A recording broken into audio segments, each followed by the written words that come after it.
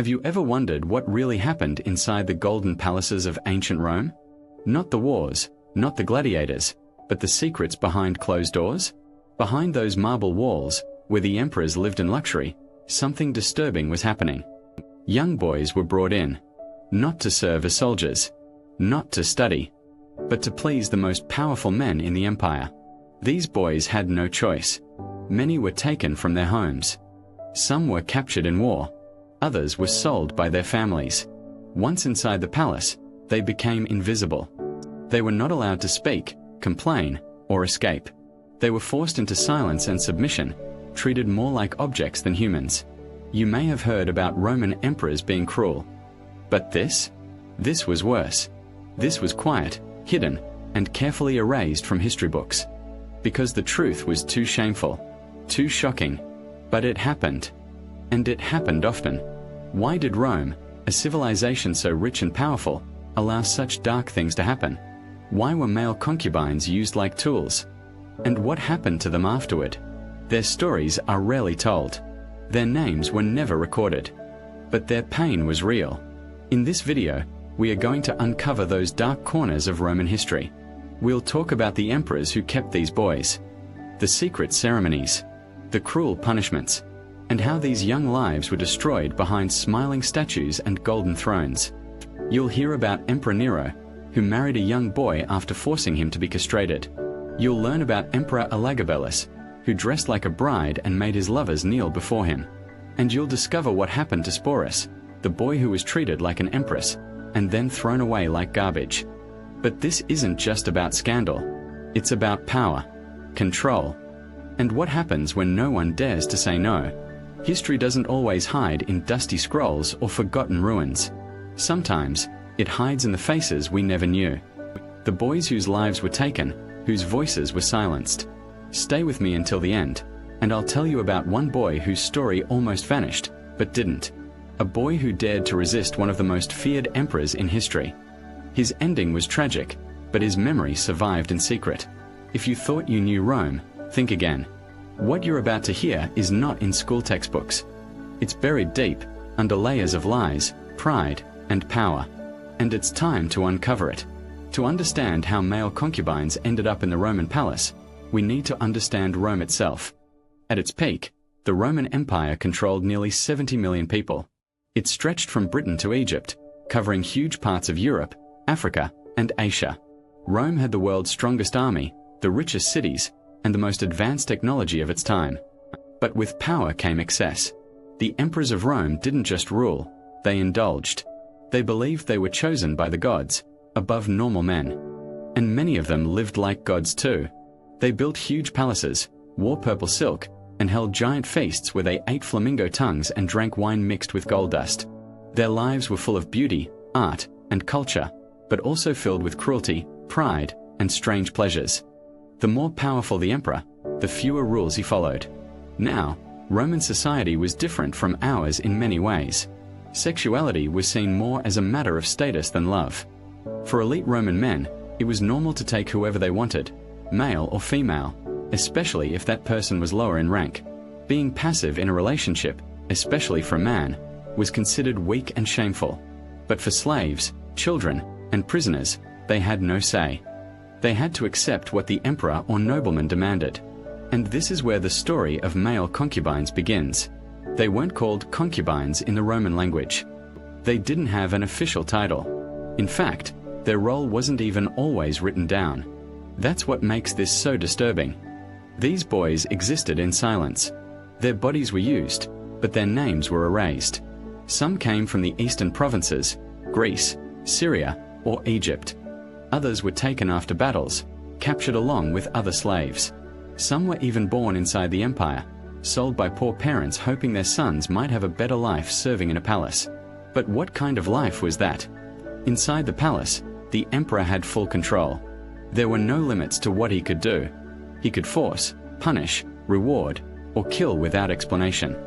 And these boys, often between the ages of 12 and 18, were brought into his private quarters, not as students or servants, but for pleasure. They were trained to stay quiet, to never resist. Some were dressed like women. Others were given perfume and jewelry. They were meant to entertain, to flatter, to obey. But they were never allowed to speak their truth, because their pain wasn't meant to be seen. The palace guards knew. The close advisors knew. Sometimes even the emperor's wife knew. But no one ever said anything. Why? Because to question the emperor was to risk your life. Silence was safer. This silence, repeated across generations, turned into tradition. And tradition became history. History that left out the ones who suffered the most. But not all emperors treated their male concubines the same. Some used them cruelly and threw them away. Others became obsessed. A few even acted as if they were in love. But in Rome, love was always second to power. And no matter how close a concubine got to the emperor, they could never feel safe. Behind every great ruler's story is someone who was crushed beneath his power. And in Rome, many of those people were young boys, forced to smile in public and cry in secret. As we move forward in the story, you'll see how three emperors, Caligula, Nero, and Elagabalus, turned their hunger for control into something far darker. You'll see how they used their male concubines not just for pleasure, but to send a message: I can do anything. No one can stop me. And now, let's begin with the one emperor whose name became a symbol of madness, Caligula. When Nero became emperor at just 16 years old, many believed Rome would thrive under his youth and energy. He was charming, well-spoken, and loved music and the arts. In his early years, he lowered taxes, banned capital punishment, and gave games and gifts to the people. But behind the smiles and performances, something darker was growing. Nero had a taste for attention. He called himself an artist, a poet, a singer, even performed on stage while nobles were forced to clap. But more than anything, he craved control. And like Caligula, he began using his power in disturbing ways, especially with the people closest to him. The most chilling story from Nero's reign is about a boy named Sporus. Sporus was a young slave, likely between 13 and 15 years old. Ancient historians say he had delicate features and a soft voice. Some called him beautiful. But to Nero, he was more than that. Sporus reminded him of Poppaea Sabina, Nero's second wife, whom Nero had kicked to death while she was pregnant. After Poppaea's death, Nero seemed haunted. He couldn't let go. Then, he found Sporus. And something terrifying happened. Nero had Sporus castrated, surgically removing his ability to ever grow into a man. Then he dressed him in fine women's clothing, gave him jewelry, and publicly called him Empress. Yes, you heard that right. He held an actual wedding ceremony, with guests and music. Nero wore a veil and acted as the groom. Sporus, in a bridal gown, stood beside him. The boy didn't speak. He wasn't allowed to. He simply became the emperor's wife. To the Roman elite, this was shocking. To the public, it was confusing and grotesque. But no one dared to speak against it. Nero was emperor, judge, god, and executioner all in one. For the rest of Nero's rule, Sporus was paraded around like a trophy. He attended banquets, public events, even religious ceremonies, always at Nero's side. Some reports say Nero forced others to call Sporus Lady Poppaea, pretending the real Poppaea had returned from the dead. But Sporus was not Poppaea. He was a child, mutilated and trapped in a role he never chose. There are no records of Sporus speaking his mind. No letters. No diary. Just silence. The silence of someone who lived in fear. Who had no voice in the empire that ruled the world. Nero didn't stop with Sporus. He surrounded himself with performers, servants, and lovers, men and women, whom he controlled completely. He held secret games where nobles were humiliated. He even had people tortured for fun. But Sporus remained his most disturbing obsession. Eventually, Nero's madness caught up with him. The Roman Senate turned against him.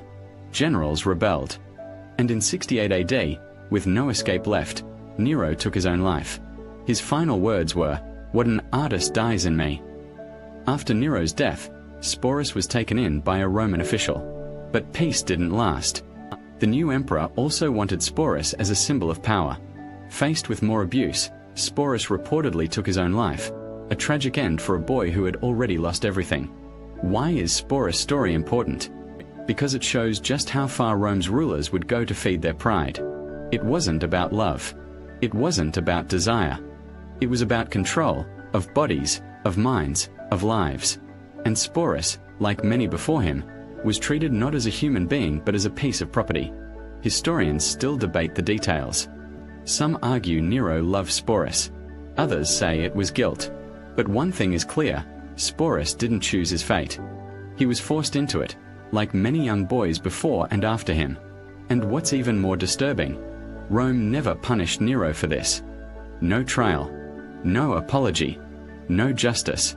Because in the Roman world, emperors could do anything, and no one could stop them. And just when you think it couldn't get stranger, Rome produced another ruler who blurred the lines of gender, power, and cruelty even more. He wore makeup. He called himself a bride, and he ordered his guards to find him a man who could be his husband. His name was Elagabalus. Shall I proceed with the next section on Emperor Elagabalus?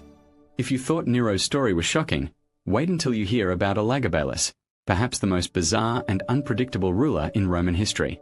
He became emperor at just 14 years old, and from the moment he took power, he turned the Roman palace into something the empire had never seen before. Born in Syria and raised as a high priest of a sun god called Elagabal, he brought strange rituals, foreign gods, and scandalous behavior straight into the heart of Rome. He changed his name, forced his religion on the Senate, and declared that his eastern sun god was more powerful than Jupiter, the top Roman deity. But it wasn't just religion that shocked people. Elagabalus blurred every line between gender, power, and identity. He wore makeup, dressed in silks, and appeared in public in women's clothing. He preferred to be called lady or empress, and often told people he was a woman trapped in a man's body. Ancient sources, especially the historian Cassius Dio, describe how Elagabalus would offer money to doctors who could perform a surgery to turn him into a woman. Some modern historians believe Elagabalus may have been what today we would call transgender, though the Roman world had no words for that. But for all his boldness, what really stunned Rome was the way he used young men and boys inside the palace. Elagabalus didn't just have lovers. He turned his search for them into a public event. He ordered guards to search the empire for the most attractive boys and young men. They were brought to the palace, one by one, judged not by their talent or intelligence, but by how they looked. He didn't hide this from the public. He openly married one of these young men, a chariot driver named Hierocles, in a full Roman wedding. Elagabalus wore a bridal veil, called Hierocles his husband, and even insisted that the palace treat him as the true head of the empire. Another lover, Zodicus, a strong man from Smyrna, was brought to Rome in grand ceremony and given the title of consort. Elagabalus was fascinated by his strength and treated him like a god.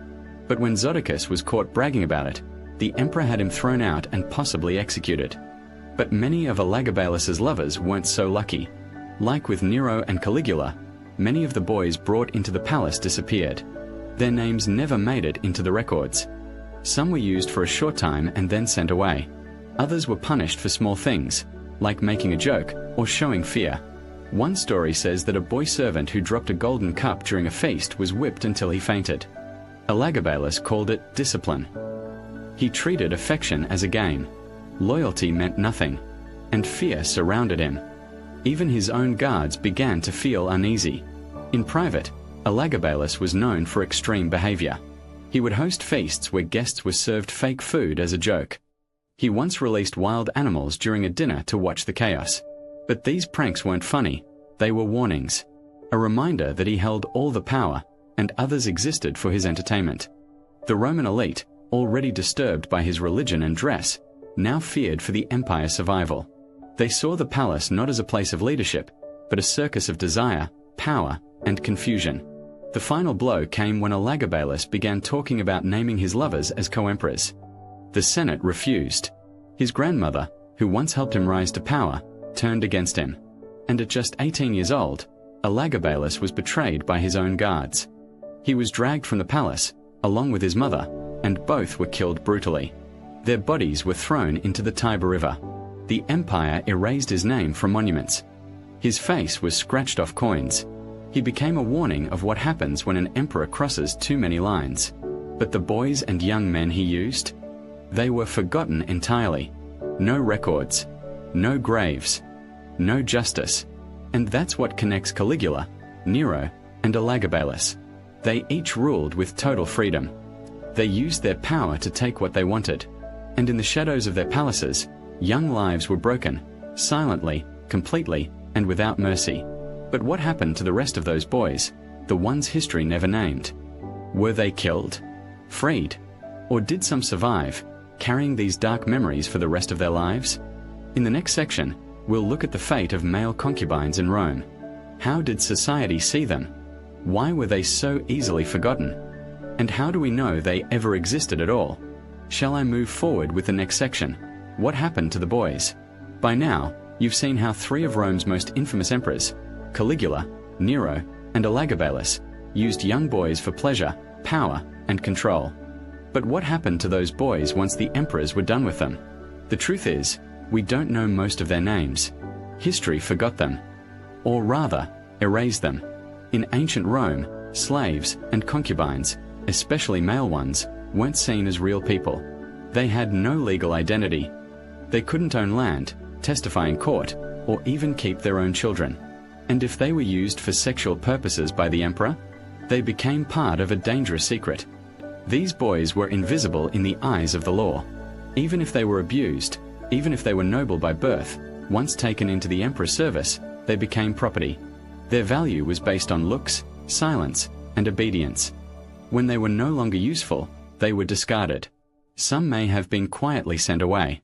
Others were likely executed to protect the emperor's image or secrets. And a few may have ended up as servants in lower roles, hidden from view, never allowed to speak of what they'd seen or suffered. One of the most heartbreaking facts is this: the palace had no system for protecting them. No rules. No boundaries. No one to report to. When the emperor was the law, there was no justice for those beneath him. And the rest of Roman society? Most didn't even know these boys existed. Even if rumors spread, few dared to talk openly. Speaking against the emperor could cost you your life. So how do we know they existed at all? We have only fragments, bits and pieces from Roman historians like Suetonius, Cassius Dio, and Tacitus. These writers, all men of power themselves, didn't focus on the victims. They focused on the scandal, on the emperor's madness. The boys were mentioned in passing: a young slave, a beautiful boy, a eunuch who looked like a woman. No names, no stories, just shadows in the background. Occasionally, one story slips through, like Sporus, the castrated boy Nero married. But even that story is told through Nero's actions, not Sporus's voice. We never hear how he felt, what he wanted, or if he ever tried to escape. His entire existence is remembered only because of who he was tied to. That silence speaks volumes. In Roman culture, power was everything. And to be used sexually by someone more powerful, especially as a boy or young man, was seen as the ultimate shame. Not for the abuser, but for the victim. That's why these stories were hidden, denied, or left out completely. The victims were blamed, or worse, ignored. Over time, the practice became a kind of open secret. Everyone in the palace knew. The guards knew. The cooks knew. The servants knew. But none of them could say a word. Because in Rome, loyalty to the emperor meant silence, no matter what he did behind closed doors. Even after the emperors died, the truth stayed buried. New rulers didn't want to talk about the sins of their predecessors. Historians often wrote only what was politically safe. And so, the stories of these boys faded into the background. But think about this. If we know about just a few cases like Sporus or the unnamed Greek boy punished by Caligula, how many others were there? How many boys were taken, used, and forgotten completely? We may never know their names. But their suffering was real. Some modern historians have tried to read between the lines, to piece together their lives from old letters, court records, and even poetry. But the truth is, history wasn't written for them. It was written for the powerful. And that's why stories like these are so rare and so important to tell. Because when we ignore the victims, we let the powerful write their own stories. Stories that leave out the pain, the abuse, the tragedy. And this isn't just a Roman problem. It's a human problem. In many empires across history, the people at the top used their power to hurt others and made sure no one talked about it. The story of Rome's male concubines isn't just about sex or scandal.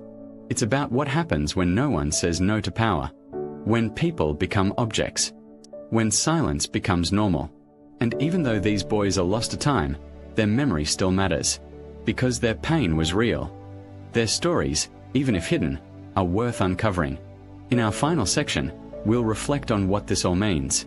Why should we care about boys who died 2,000 years ago? What can we learn from their suffering? And how does this dark chapter in Rome's history still echo in today's world? Ready for the final section, the forgotten impact? So why does this story matter? Why should we care about boys whose names were lost, whose voices were never heard, and whose lives were crushed under the boots of emperors? Because this is not just a story about ancient Rome. It's a story about what happens when power is allowed to grow unchecked. When people stop asking questions. When silence is more comfortable than truth. The tragic lives of male concubines in the Roman Empire are not just a hidden detail. They are a mirror. A mirror that shows us how easily cruelty can be wrapped in gold, how quickly pain can be silenced by luxury, and how history often remembers the powerful, but not the powerless. Think about what these emperors did. Caligula turned young boys into tools of humiliation. Nero tried to bring back his dead wife by forcing a boy to replace her. Elagabalus blurred the lines of identity and used men and boys like stage props in his personal theater. Each of them believed they had the right to take whatever, and whoever, they wanted. But here's the deeper truth. Their behavior wasn't just personal madness. It reflected a system. A culture that taught rulers they were untouchable. A society where rank mattered more than rights. Where children could be sold, used, and forgotten, and no one would blink. This didn't happen in some lawless land. It happened in Rome, the heart of the so-called civilized world. The empire that built roads, aqueducts, and libraries. The empire we still study in schools today. And yet, its greatest shame is rarely discussed. Why? Because the victims weren't famous. They didn't leave books or statues behind. They didn't lead armies or pass laws. They were boys, some barely teenagers, who were taken, silenced, and erased. But their suffering tells us something important. It shows us how quickly greatness can rot from within. Rome didn't just fall because of outside enemies. It fell because of corruption, cruelty, and leaders who saw people as objects. And even though thousands of years have passed, this same pattern still exists. In many places, people in power still hurt others and hide the truth. Victims are still ignored. Voices are still silenced. Stories are still buried. That's why we need to dig them up. To remember the forgotten. To tell the stories no one else will. Because every time we do, we take away a little of that silence. We shine light into those dark corners.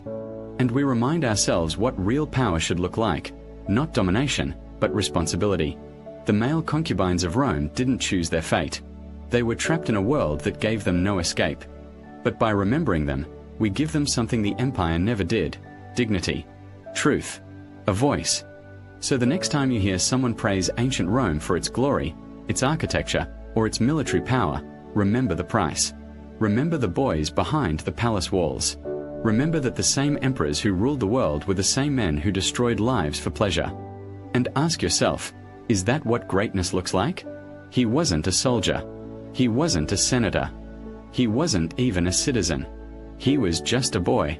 He walked through the marble halls of the Roman palace with golden sandals on his feet, but chains around his life. His name was never recorded. His voice never heard. And yet, he was there, standing behind emperors, smiling when told to, vanishing when no longer needed. His story is not carved in stone. It's not written in history books. But it's real. And he wasn't alone. This entire journey has taken us through the private chambers of three of the Roman Empire's most powerful rulers: Caligula, Nero, and Elagabalus. Each of them used their position not just to command armies or change laws, but to control people's bodies, especially the young and powerless. Through them, we saw how the hunger for power can twist into something far more disturbing: the belief that human lives are possessions.